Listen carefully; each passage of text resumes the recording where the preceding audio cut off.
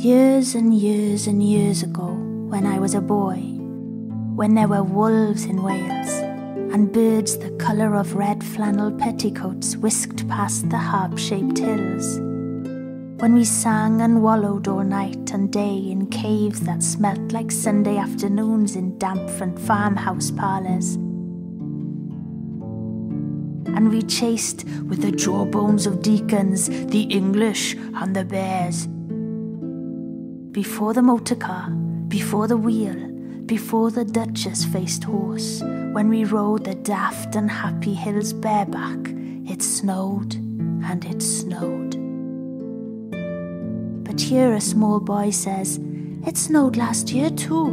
I made a snowman, and my brother knocked it down, and I knocked my brother down, and then we had tea."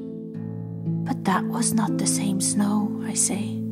Our snow was not only shaken from whitewash buckets down the sky, it came shoaling out of the ground and swam and drifted out to the arms and hands and bodies of the trees. Snow grew overnight on the roofs of the houses like a pure and grandfather moss, minutely white-ivied the walls and settled on the postman opening the gate, like a dumb, numb thunderstorm of white-torn Christmas cards. Were the postmen then too? With sprinkling eyes and wind-cherried noses, on spread, frozen feet, they crunched up to the doors and mittened on them manfully. But all that the children could hear was a ringing of bells. "You mean that the postman went rat-a-tat-tat and the doors rang?" "I mean that the bells that the children could hear were inside them. I only hear thunder sometimes, never bells." There were church bells too. Inside them?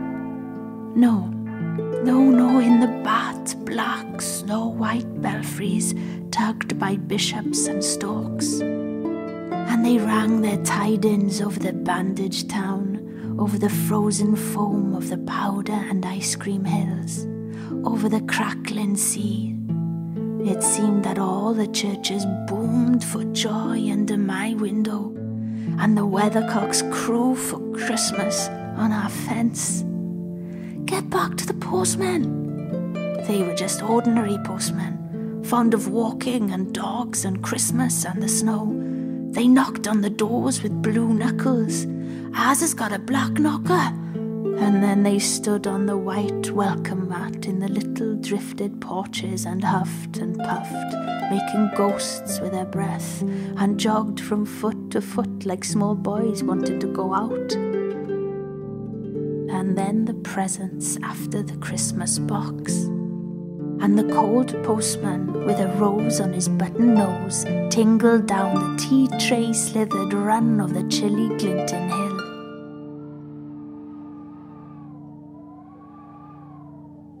He went in his ice-bound boots like a man on fishmonger's slabs.